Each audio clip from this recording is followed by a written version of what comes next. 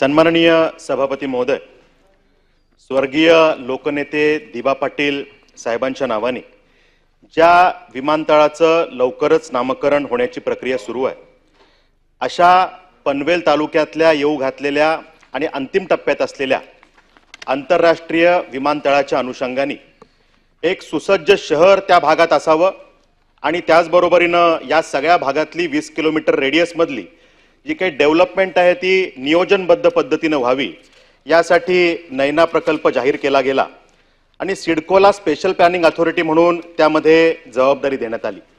सभापती महोदय, 2013ला सिडकोला ही जबाबदारी दिली गेली। 2014ला या विषयाचा पहिला डीपी तयार झाला आणि त्या ठिकाणी तत्कालीन मुख्यमंत्री सन्माननीय देवेंद्र फडणवीस साहेब यांनी त्यामध्ये जातीने लक्ष घालून विक्रमी वेळेमध्ये 2016ला या डीपीला मंजुरी सुद्धा दिली। पण सभापती महोदय, त्यानंतर 12 वर्षाचा कालावधी उलटलेला आहे, पण या 12 वर्षामध्ये सिडको कोणतीही ठोस कामगिरी या विषयात करू शकलेली नाहीये।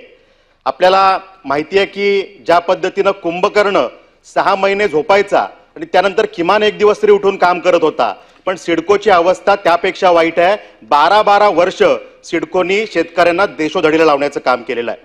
या ठिकाणी सिडकोची उदासीन मानसिकता आणि फक्त अर्थकारण असेल त्या ठिकाणी रस घ्यायचा हा विषय स्पेसिफिक प्रश्न यामुळे त्या ठिकाणी सिडकोकडे 270 गावं जी पूर्वी होती ती काढून आता 94 गावं त्यांच्याकडे राहिले आहेत आणि बाकी सगळी गावं ही इतर प्राधिकरणांकडे वर्ग झालेली आहेत आणि त्यामुळे 12 वर्ष त्या ठिकाणी शेतकऱ्यांच्या जमिनी पडून राहिल्यात। सभापती महोदय, त्यांना स्वतःच्या जागेमध्ये कोणत्याही प्रकारचा विकास करता येत नाहीये। त्या ठिकाणी त्यांच्या भावकीतल्या असलेल्या जमिनी कुठेतरी त्यातून 2 पैसे मिळतील ही भावना शेतकऱ्यांची होती, पण त्यामध्ये आज शेतकरी पूर्ण आर्थिक संकटामध्ये अडकलेला आहे। या विषयामध्ये माझे जे प्रश्न आहेत सभापती महोदय, की रस्त्यांमध्ये बाधित असलेल्या बांधकामांना दिलेल्या नोटीसचा उल्लेख या उत्तरामध्ये केलाय, पण या व्यतिरिक्तची जी काही नयना क्षेत्रातली सगळी बांधकामं आहेत या बांधकामांना संरक्षित केलं गेलं पाहिजे ही माझी मागणी आहे। आपण या बांधकामांना संरक्षित करणार का हा पहिला प्रश्न। मूळ गावठाणा लगतच्या असलेल्या शेतकऱ्यांच्या बांधकामावरती त्यांच्या इतर शेतकऱ्यांचे 40% प्लॉट सिडकोच्या नियोजन विभागाने बसवलेले आहेत आणि हे यामुळे झालंय की जमिनीवर न जाता प्रत्यक्ष सर्वे न करता हे सगळे ड्रोनच्या माध्यमातून नकाशे बनलेले आहेत आणि त्यामुळे प्रत्यक्ष जागेवर जाऊन सर्वेक्षण करून यात आवश्यक बदल आपण करणार का हा दुसरा प्रश्न आहे। मूळ गावठाण लगत असलेल्या अस्तित्वात असलेल्या 2000 पेक्षा जास्त बांधकामं अशी आहेत की ज्यामध्ये सिडकोनी अम्युनिटीज टाकले आहेत, ओपन स्पेसची आरक्षण टाकलेली आहेत आणि यामध्ये 10,000 पेक्षा जास्त नागरिक आता राहत आहेत। अशा सगळ्या आरक्षणांना इतरत्र हलवून आपण त्या ठिकाणी आवश्यक ते फेरबदल या नकाशामध्ये करणार का।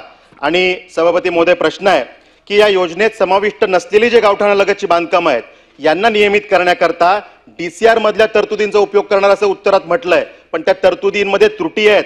यामध्ये त्या ठिकाणी सिडकोनी यापूर्वी सुद्धा एक कंपाऊंड स्ट्रक्चर योजना जाहीर केली होती आणि त्यात ही बांधकामं नियमित करून घ्या असं म्हटलं होतं, पण त्या त्रुटी असल्यामुळे ही बांधकामं तेव्हा नियमित होऊ शकले नाहीत आणि त्यामुळे यूडीसीपीआर मधल्या कंजेस्टेड एरियासाठी ज्या तरतुदी आहेत त्या तरतुदींचा उपयोग जर का केला तरी बांधकामं नियमित होऊ शकतील। तर आपण ह्या तरतुदींचा उपयोग करणार का आणि रस्त्यात बाधित होणाऱ्यांचं पुनर्वसन आपण कसं करणार आहे त्या बांधकामांचं आणि त्यांना मोबदला काय देणार आहे याविषयी सिडकोचं धोरण काय हे माझे प्रश्न आहेत सभापती महोदय।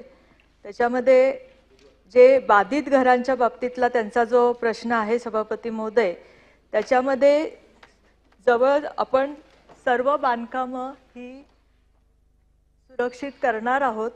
कुणालाही आत्तापर्यंत सिडकोनी कुणावरही कारवाई केलेली नाहीये। या संबंधीची सर्व चर्चा ही ग्रामपंचायतीच्या बरोबर तिथल्या लोकप्रतिनिधींबरोबर करूनच या संबंधीचे सगळे निर्णय सिडको घेत आहे सभापती महोदय। दुसरा जो प्रश्न त्यांचा होता की जे मूळ बांधकामावरती 40% जे भूखंड आरक्षित केले त्याच्यामध्ये इतर हे आहे त्याच्यात फेरबदल करणार का। तर सभापती महोदय की हे त्यांचं बरोबर आहे, ह्याच्यात व्हेरीफाय करून फेरबदल करण्यात येतील, पण सभापती महोदय याच्यासाठीचा जो सर्वे करायला लागतो तर सर्वे करण्यासाठी सुद्धा जे तिथले जे मूळ जमीन मालक आहेत त्यांचा विरोध आहे त्याच्यामध्ये बऱ्याच प्रमाणामध्ये। तो जर सर्वे करून दिला तर हे फेरबदल खूप चांगल्या रीतीने करणं शक्य होईल सभापती महोदय. तिसरं जे आहे की त्यांनी काय सांगितलं होतं, सिडकोनी बाकीच्या ह्याच्यावर त्याच्यावर आरक्षणं टाकलेली आहेत. तर सभापती महोदय, जवळजवळ आपल्या ह्याच्यामध्ये 5,000 च्या वरती घरं होती आणि त्याच्यातल्या 3,000 घरांना आपण आता मूळ ह्याच्यामध्ये व्यवस्थित न्याय दिलेला आहे. उरलेले जे 2,000 जे 2-2,500 घराचा जो प्रश्न आहे की ज्याच्यामध्ये सदस्य म्हणतायत तसा विषय आहे, तर त्याच्या संबंधीची पण चर्चा चालू आहे. आपण कुणालाही निष्कासित त्याच्यात करणार नाही सभापती महोदय. त्याचप्रमाणे डेन्सिटीच्या ज्या तरतुदी UDCPR मध्ये असतात त्या UDCPRच्याच तरतुदी आपण सिडकोच्या ह्या नैनाच्या ह्याला लागू केलेल्या आहेत आणि डेन्सिटीच्या ह्याला पण आपण त्याच तरतुदी लागू करू सभापती महोदय. आणि रस्ता जिथून जाणार आहे तिथल्या बाधित होणाऱ्या ज्या बांधकामं आहेत त्या संबंधीचा निर्णय पण जसं मी सांगितलं की जी ही मीटिंग आमची होती आता ग्रामपंचायत आणि सगळे तिथल्या लोकप्रतिनिधींबरोबर चर्चा झाली आहे, ती चर्चा चालू आहे. त्याच्या संबंधीचा निर्णय सगळ्यांना विचारात घेऊन करण्यात येईल. ज्या पद्धतीनं मंत्री महोदयांनी सांगितलं की ही सगळी बांधकामं त्या ठिकाणी संरक्षित केली जाणार आहेत, तर माझा प्रश्न आहे की या विभागामध्ये संपूर्ण नैना क्षेत्रामध्ये खरेदी विक्रीचे या घरांचे सगळे रजिस्ट्रेशनचे व्यवहार बंद आहेत आणि त्यामुळे अनेक नागरिकांना याचा त्रास होतोय. त्यामुळे ते व्यवहार आपण सुरू करण्याचे, रजिस्ट्रेशन करण्याचे त्या ठिकाणी निर्देश देणार का? आणि यामध्ये पुनर्विकासाच्या विषयामध्ये अनुत्तरित विषय राहिलेले आहेत. नैनानी हात म्हटलंय की आम्ही 0.3 FSI पुनर्विकासासाठी वाढीव देणार, पण 25-30 वर्षापूर्वीच्या या सगळ्या इमारती आहेत आणि त्या आता मोडकळीला आलेल्या आहेत. आणि त्यामुळे मागच्या 2 वर्षापूर्वी या ठिकाणी सुकापूरमध्ये एका 12 वर्षाच्या मुलाचा त्या ठिकाणी मृत्यू झाला, स्लॅब कोसळून त्या ठिकाणी ही दुर्दैवी घटना घडली. अशाच प्रकारची अवस्था आज संपूर्ण या नैना क्षेत्रामध्ये बघायला मिळते. आणि त्यामुळे त्या ठिकाणी फार कमी गावांमध्ये हा विषय आहे, म्हणजे पालीदेवत, आदई, देवत, सुकापूर, विचुंबे, उसरली, डेरवले, चिखले या गावांमध्ये साधारणतः 10-15 गावांमध्ये हा प्रश्न आहे. हा जर का निर्णय केला तर फार मोठा हा विषय नाहीये. आणि त्यामुळे यामध्ये मागणी अशी आहे की वाढीवचा 0.3 FSI, मूळ रिजनल प्लॅनिंग मध्ये असलेला 1चा FSI फक्त 1.3चा FSI होतोय. यामध्ये पुनर्विकास होऊ शकत नाही, कुठलाही बिल्डर हे बांधून देणार नाही आणि त्यामुळे नागरिक ह्यात एफेक्ट होत आहेत. आणि त्यामुळे पूर्वी अधिकृत असलेल्या या सगळ्या बिल्डिंग, मान्यता घेऊन बांधलेल्या बिल्डिंग, आता त्या विकास अनधिकृत पद्धतीने सुरू झालेला आहे आणि भविष्यात याचा त्रास होऊ शकतो. आणि त्यामुळे UDCPR मधल्या महापालिकेसाठी लागू असलेल्या ज्या तरतुदी आहेत त्यातल्या टेबल नंबर 6A ज्याच्यामध्ये वाढीव FSI मिळू शकेल, या तरतुदी आपण अंतर्भूत करणार का, हा एक प्रश्न आहे. आणि त्या ठिकाणी एक महत्वाचा विषय आहे की या जमिनींची स्वतः मालकी न घेता सिडकोनी त्या ठिकाणी ताबा कब्जा शेतकऱ्याचा आहे.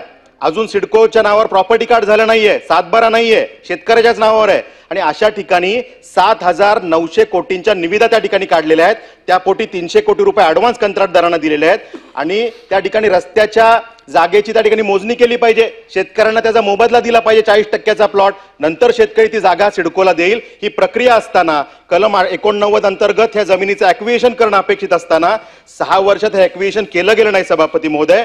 आणि त्या ठिकाणी 300 कोटी रुपये कंत्राटदारांना ऍडव्हान्स दिलेले आहेत. हे कंत्राटदार काही सिडकोचे जावई लागतात का? आणि त्यामुळे ज्या पद्धतीनं हे विषय झालेत, जनतेचे 300 कोटी कंत्राटदारांकडे पडून आहेत, या विषयामध्ये ज्यांनी आर्थिक हितसंबंध ह्यात काही आहेत का, याची चौकशी व्हायला पाहिजे. आणि ज्या अधिकारी ह्यात दोषी असतील त्यांच्यावरती निलंबनाची कारवाई व्हायला पाहिजे, त्यांच्यावर गुन्हे दाखल व्हायला पाहिजे, ही माझी मागणी आहे. आणि ही कंत्राटं त्वरित आपण रद्द करणार का, हा प्रश्न आहे. सांगितलं की रजिस्ट्रेशनचे व्यवहार थांबवले आहेत सभापती महोदय, ते फक्त अनाधिकृत बांधकामाचे जे व्यवहार खरेदी विक्रीचे आहेत ते थांबवलेले आहेत. दुसरं जो FSIचा जो मुद्दा आहे, तर आपण नैनाच्या ह्याच्यामध्ये UDCPRचं कायदे लागू करतोय आणि त्याच्यामधल्या ज्या तरतुदी आहेत UDCPR प्रमाणे, तर साधारण आपण 2.5 FSI तिथे देण्याचं आता हे आहे, तर 2.5 FSI आपण देणार आहोत. त्यामुळे मला असं वाटतं की त्यांची जी शंका आहे त्याच्यामध्ये त्या लोकांना 2.5 FSI मिळेल. सभापती महोदय, तिसरं जे त्यांनी आता सांगितलं की जे रस्त्याचं टेंडर काढलेलं आहे, तर त्याच्यामध्ये त्यांची हे बरी आहे की बाबा त्यांच्या सातबारावर नोंद नाही झाली शासनाची वगैरे, पण जो MRTP कायद्यानुसार 68(1) नुसार जेव्हा ड्राफ्ट सँक्शन होतो सभापती महोदय, त्यावेळेस आपल्याला तिथे प्राधिकरणाला हव्या असणाऱ्या जागांचा उपयोग म्हणजे आपण रोड जे करतोय आता जे रोडचं टेंडर जे लागलेलं आहे त्याच्यामध्ये टोटल आपल्या पावसाळी लाईन असतील, ड्रेनेज लाईन असेल, इलेक्ट्रिसिटीच्या केबल्स असतील, ह्या सगळ्या आणि रस्त्याचे दिवे वगैरे हे सगळं धरून म्हणजे इन्फ्रासाठी आपल्याला त्याची परमिशन आपोआप मिळते ड्राफ्ट सँक्शन असल्यानंतर. तरीसुद्धा सभापती महोदय की जेव्हा आपण इम्प्लिमेंटेशन करायला जातो ज्या वेळेस इम्प्लिमेंटेशन करताना रोड ताब्यात घेण्यासाठी या सगळ्या ज्या हे करायला लागतात तर सभापती महोदय आपण जेव्हा या टीपी स्कीम मंजूर केल्या तर 12 टीपी स्कीम मंजूर केल्या त्यातल्या पहिल्या 1 ते 7 ज्या होत्या त्याला आपल्याला मंजुरी मिळाली आणि 7 ते 12 ज्या 8 ते 12 ज्या आहेत त्या आता लवादाच्या निर्णयासाठी राखीव आहेत म्हणजे लवादाकडे त्याच्या हरकती सूचनाच्या वगैरे हे चालू आहे. तर सभापती महोदय याच्यामध्ये जी पहिला जी टीपी होती त्याच्यातले रस्ते ऑलरेडी तयार पण झालेले आहेत आणि 1 आणि 2 त्याच्यामधल्या ज्या बाकी भूखंडाची जी मालमत्ता पत्रके वगैरे ती वितरित करण्याची पण प्रक्रिया सुरू आहे. उर्वरित म्हणजे 7 पर्यंत जे आपल्याला सँक्शन मिळालेले आहे त्याच्यातली पण आपण प्रॉपर्टी कार्ड आता वितरित करण्याची आपली हे चालू आहे.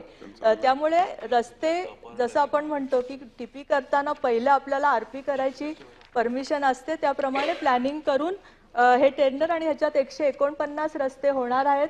सभापती महोदय आणि मला एक गोष्ट ह्या निमित्ताने इथे सांगायची की नैनाचा जो पहिल्यापासून जो प्रोजेक्ट रखडला सभापती महोदय तो रखडलाच याच्यासाठी की आपण इन्फ्रा पुरवू शकलो नाही आणि मग लोकांनी आपल्याला जमिनी द्यायला नकार दिले आणि त्यामुळेच आपण ह्या टीपी तिथे योजना केली आणि त्याप्रमाणे आपण पहिला आरपी तयार करतोय आणि त्याच्यासाठीचं ते टेंडर काढलेलं आहे सभापती महोदय. तरीसुद्धा सदस्यांबरोबर नंतर त्यांना त्याच्यामध्ये काही शंका असेल तर आपण त्याची या ठिकाणी कोणत्याही बांधकामावरती कारवाई करण्यात येणार नाही. त्या सगळ्या बांधकामांना संरक्षित केलं जाणार आहे.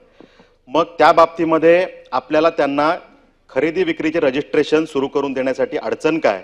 जर काही अडचण नसेल तर अनेक नागरिकांचा रखडलेला प्रश्न तो सोडवण्यासाठी हे रजिस्ट्रेशन होण्यासाठीचे काम सुरू होण्यासाठीचे निर्देश द्यावे हा पहिला प्रश्न आहे.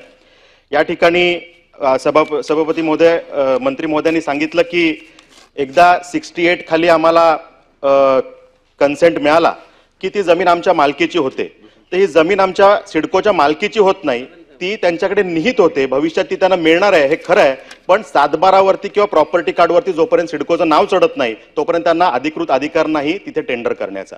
आणि त्यामुळे इतकी घाई टेंडर करण्याचा काय आहे आणि त्यामुळे ज्यांनी ते केलं त्यांच्यावरती काय कारवाई करणार याचं उत्तर आलेलं नाहीये. त्यामुळे ते त्यांनी सांगावं. आणि शेवटचा विषय की या विषयाचे जे जॉईंट एमडी आहेत त्यांच्याकडे अनेक चार्जेस आहेत आणि त्यामुळे हा महत्वाकांक्षी प्रकल्प त्यांच्या सगळ्या इतर कामामध्ये अडकलेला आहे. या प्रकल्पामध्ये काही फार अर्थकारणाला स्कोप नसल्यामुळे कदाचित त्यांचं दुर्लक्ष होतंय का हा पण प्रश्न आहे. आणि त्यामुळे यासाठी स्पेसिफिक जेएमडींकडे एवढीच जबाबदारी दिली जाणार का किंवा नवीन जेएमडीची नियुक्ती होणार का हा प्रश्न. की MRTPच्या ऍक्टनुसार या रस्त्याखालील जमिनी या सिडकोकडे निहित होतात आणि त्यामुळे आपण हे काम करणं अपेक्षित होतं जसं मी मगासपासून जे सांगतेय आणि त्यामुळे हे टेंडर काढलेलं आहे. आता त्याच्यामध्ये जे इम्प्लिमेंटेशन चालू आहे त्याच पॅरलली आपण ह्या ज्या सँक्शनच्या ज्या टीपीच्या सँक्शनच्या पण जी प्रक्रिया आहे मालमत्ता घेण्याच्या ॲक्विजिशनच्या ज्या प्रक्रिया त्या पण आपल्याला पॅरलली आपल्या चालू आहेत सभापती महोदय. आता त्यांनी जो प्रश्न विचारला की एमडींच्या बाबतीमध्ये पण त्याच्याबद्दलचं उत्तर मी आता देऊ शकत नाही सभापती महोदय. त्यांना नंतर त्यांनी तपासून घेऊन मी उत्तर देईल.